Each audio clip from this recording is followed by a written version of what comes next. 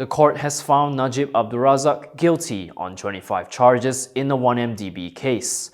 Meanwhile, PAS said it is ready to face by-elections or state polls for Perlis. Stay tuned for this and more on KiniNews. The High Court has found former Prime Minister Najib Abdul Razak guilty on all 4 counts of abuse of power and all 21 money laundering charges linked to the 1MDB scandal. Presiding Judge Collin Lawrence Sequerah said the court found the prosecution had proven its case against Najib beyond reasonable doubt. Sequerah had previously presided over the trial at the High Court but has since been elevated to the Federal Court. Najib faces 4 charges of using his position to obtain gratification totaling 2.3 billion ringgit of 1MDB funds between February 24, 2011 and December 19, 2014 at the M Islamic Bank branch on Jalan Raja Chulan in Bukit Selon. The charges were framed under Section 23(1) of the MACC Act 2009, which is punishable with 20 years imprisonment and a fine of either 5 times the amount of the bribe or 10,000 ringgit, whichever is higher, upon conviction. For the 21 money laundering charges, he was accused of committing the offense at the same bank between March 22, 2013 and August 30, 2013. These charges were framed under Section 4(1)(a) of the Anti-Money Laundering and Anti-Terrorism Financing Act, which provides a maximum fine of 5 million ringgit and imprisonment of up to 5 years, or both. Najib was sentenced to 15 years of imprisonment for each of his 4 charges of abuse of power in the 1MDB case, and 5 years each for the 21 charges of money laundering. Sequerah ordered that the jail terms run concurrently, meaning Najib would only have to serve 15 years imprisonment, which will begin after he concludes his current imprisonment for the SRC International case.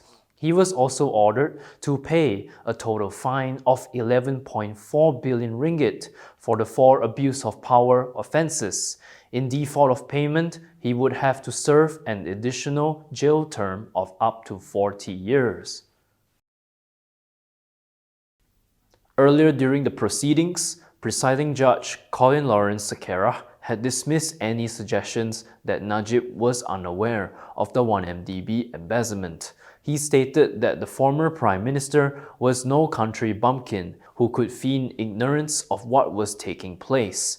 He said this while reading out his analysis of the prosecution witnesses' evidence, including testimony that the government guarantee issued for 1MDB in 2013 was rushed at Najib's instruction, and that the process was unprecedented and supported by minimal documentation. Sequerah added the accused was no country bumpkin, but was possessed of not only an impeccable family and political pedigree, but of superior intelligence. He said this is given his academic background, his previous experience in politics and in the administration, not only regionally, but also on a national level. The judge also set out his findings on several aspects of Najib's defense, including the claim that he never instructed his officers to lodge any report on the alleged embezzlement at 1MDB. He also pointed out that the accused conceded that he never lodged any report to say that his signature had been on certain forged documents. From now on, you can also listen to KiniNews on Spotify and Apple Podcasts. Scan the QR code on the screen to follow us. Shukri Ramli has resigned from his post as Perlis Menteri Besar. He submitted his resignation letter to the Raja of Perlis, Tuanku Syed Sirajuddin Putra Jamaluleo, yesterday. However, he said he is still waiting for a response from the state ruler regarding the status of his position. At a press conference, Shukri informed that he was granted an audience with His Royal Highness in the afternoon and had expressed his intention to resign as Menteri Besar due to his health.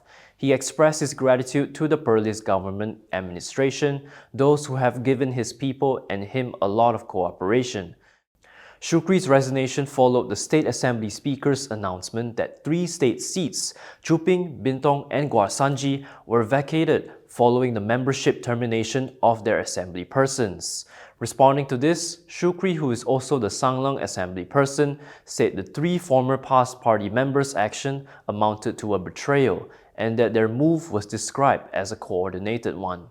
When asked about his replacement, Sequerah emphasized that his successor should come from PAS, as it holds the majority.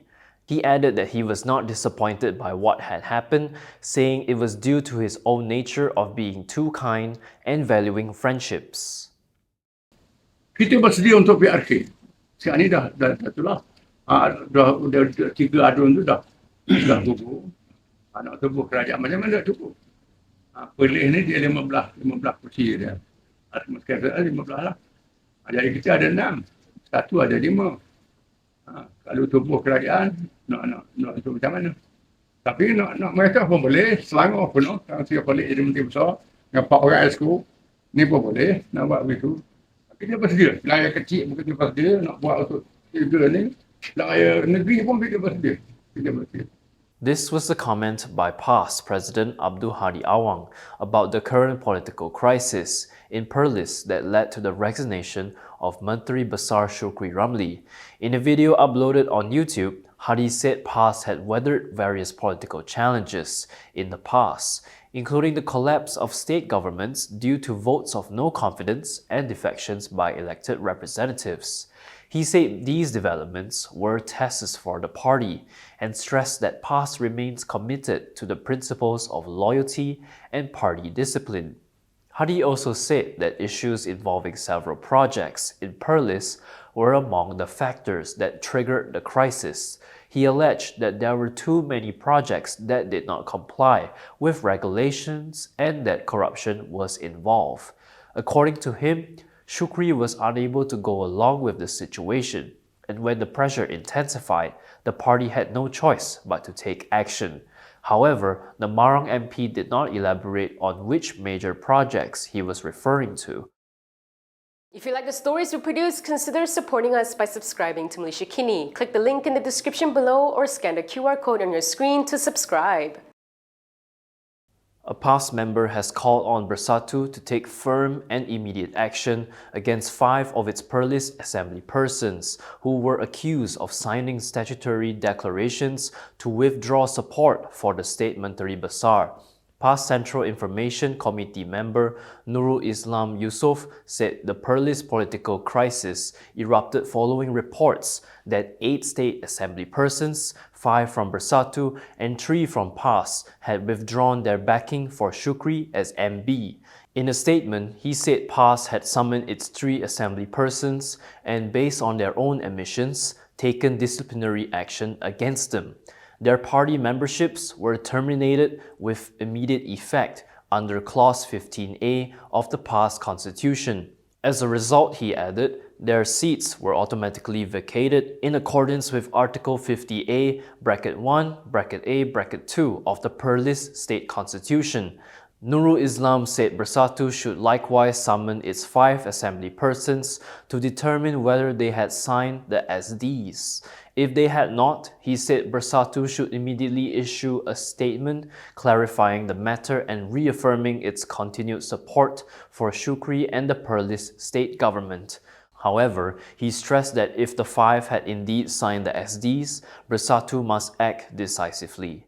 Failure to do so, he said it would send the wrong signal and be seen as undermining unity within Perikatan Nasional. He added that inaction would reflect weakness in Bersatu's leadership and discipline.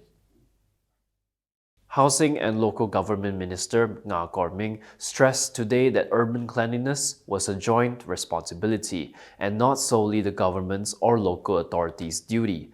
According to Bernama, he also expressed his disappointment that some people still litter, especially in city centers and public areas. He said Malaysia is progressing towards being a developed country and will hold Visit Malaysia 2026, but irresponsible attitudes like this tarnish a city's image and the country's reputation in general and among tourists.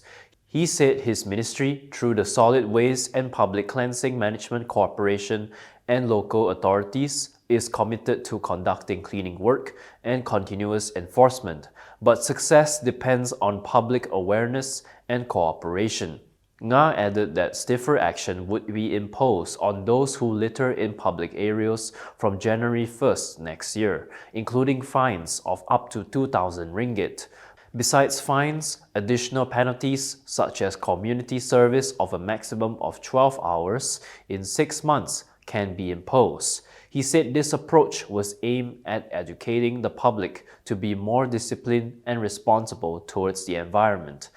He also urged all parties to respect public areas during any festivities or activities by throwing trash into garbage cans and to obey the law to ensure clean, comfortable, and orderly cities for all. Earlier, Nga had posted several photos of litter in KL after Christmas. In his post, he said it is already the 21st century and there is no reason for anyone to simply throw rubbish in public places. And that is all from me today. For more stories, you can go to Kinitv.com. You can also follow us on Instagram, X, YouTube, and Facebook for the latest news updates. I'm John. Thanks for watching.